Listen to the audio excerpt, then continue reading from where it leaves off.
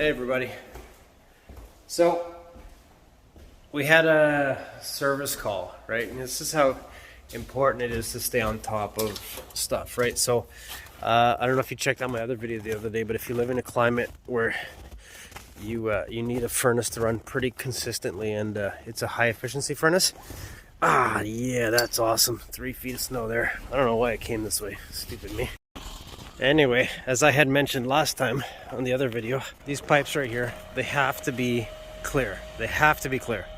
So his were not clear and the furnace stopped working, right? This is a rental property and nobody was here to check up on it. So since nobody was checking on it, it got pretty damn cold, right? And they said, oh, he's worried it might freeze. Well, it froze. It froze. Oh, jeez, I'm gonna die on the steps. So anyway, what I did as a temporary fix was I pulled that door off to get it running. But yeah, look at all that water. So this definitely burst on top. So, and it's pissing water out right now. But the problem is the main is all the way off. And it's still leaking. So we got to get the city involved, or they got to chop a main in here real quick.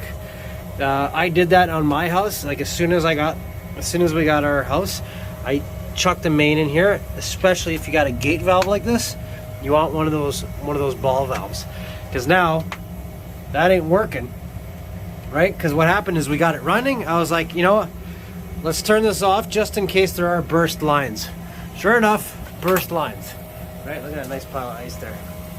So burst lines, this water tank's pissing out. Luckily it's not really making its way to the furnace, so I'm not too worried about it.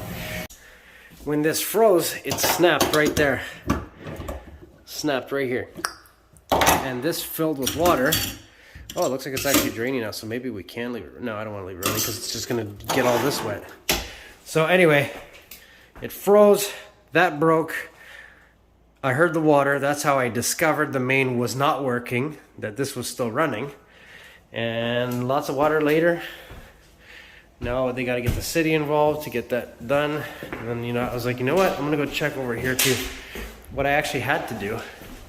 Sorry, well, I'll come back. What I actually ended up having to do, because the main would not shut off downstairs and it would not, and then that's broken, so it was leaking. I actually shut it off down here, because the PEX lines didn't break. And because it's like, well, where would I rather it leak? Downstairs by the floor drain where the water tank is and everything's not so bad, or up here where everything is gonna get soaked and damaged, and then you're gonna have to replace everything. Check out all that water. Nice used toilet. Look at that. Look at that. So that's done. This toilet's done. So I managed to shut it off there too. And now I don't know if this is any good, but you know what? I did what I could do. If you have a rental property, and like what I recommend doing, temperature alarms. There's thermostats that have temperature alarms. There's sensors you can throw in your basement as a temperature alarm. If it gets below, 15 degrees, should be calling, right? Because at least with 15 degrees you still got some time to get someone out there to fix it. If you put it for 0, you don't got no time. It's emergency call, right? 15 degrees, you got a day or so for someone to come down, and everything isn't frozen yet, right? Luckily I came in and I saw this. We caught it pretty quick. I mean, there's going to be water damage downstairs, but honestly that's better than destroying everything up here, right? It is what it is, but yeah, man. Just similar to my lesson from yesterday. If you notice something, deal with it right away. Don't wait, because it's going to cost you money. It's going to cost you time and money if you wait. And luckily, I caught this, so they're already on their way to deal with it, and everything's good. Okay, good times. All right, so we had a pretty good day. Accomplished quite a bit. Finished that gas line and everything. got an inspection booked for hydro, finished up a couple jobs, and then got the heat back on. Like we did pretty good today. Quite happy with it. Just on my way now to try and get the core charged back for the caliper, and after that I'm gonna see if I can track down a photo booth, because we need a photo booth for these concrete statues that my wife's uncle so he makes these statues, and we're helping him build a website and like a purchasing catalog and stuff like that. So we want to get some really nice photos, and so it's got these two lights, like a backdrop and everything, and we can put it down, and then everything's really bright, clear, super nice, and it'll look awesome on a website. It'll look awesome in a catalog. So that's kind of what I'm trying to get my hands on right now to help him out. And then, I mean, I'll use it afterwards for myself, right? I can use the backdrop for streaming and whatnot, so you don't see all the stuff behind me. So yeah, I'm gonna go deal with that and then try and find a backdrop and photo booth and whatnot. We'll see how it goes. Alright, so clearly very dirty, and listen to this. Isn't that crazy? Alright, so I'm gonna change that one, and I had a second one here, but it's broken. So I'm gonna change that out. I'll be changing them to these. Two of these actually for now, until temporarily until I can move this guy outside, because she needs some love. Okay, each one of these has the pump on the bottom, and then you pop the top open and you got the cartridges there. So I always rinse all this out, and there's a bag in this one, so you gotta cut the bag and take these all out, and then put them back in the container without the bag, and then you can close it. But you rinse it all out to get any sediment and stuff like that out, and then you take the motor out, pull out this guy, and thoroughly rinse this as well, you know, just to keep everything nice and clean. Now, I've heard of guys putting Vaseline on this here, but I don't know. I might not. We'll see how it does for the first little bit without. But yeah, I think it even says it right on the card that comes with it. That's how you separate it. That's how you remove the filter.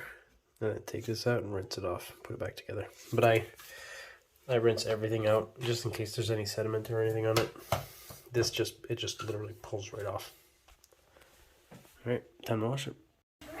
Alright, they're in there now. It's substantially quieter. They've already caught some food, but I'm going to give this a cleaning. That's all like green. Probably can't tell. There you go. So I'm going to scrape that down and then do a water change. Ooh, that looks rough. Alright, I think, so we kind of did a 30% water change. I don't want to change too much because they're already a little upset with me. But that's a lot cleaner than it was. That my son overfed them, so hopefully they'll eat that. I know that big guy will do it. I had that guy since he was like that big, so it's coming along. I'll probably end up cleaning these filters tonight just because of how filthy this water was. But yeah, it definitely looks a lot better than it did. Can't wait to get these guys outside in a pond. These two are, like I said, these two are just for the time being. Last me a few months, because the other two I had crapped out. So as you can see, the tank is considerably quieter now with those new filters. I don't usually like in the tank filters for cosmetic reasons, but at this point I'm going to be putting them outdoor soon, so I just need something temporary. Like, we've only been here for I think 2 years. Yeah, this is our second winter here. Yeah, we've only been here 2 years. So unfortunately, while trying to get everything else done, like we've done considerable amounts of stuff here, I kind of dropped the ball on maintaining the tank, so it got pretty nasty.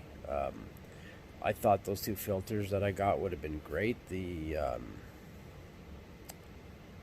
but they just like I showed you the motor there, just kind of the shaft gets eaten away at, and then eventually it just disappears and the thing doesn't do what it's supposed to do anymore, and it rattles like crazy and it makes tons of noise. So I'm hoping that these new ones do a little bit better of a job.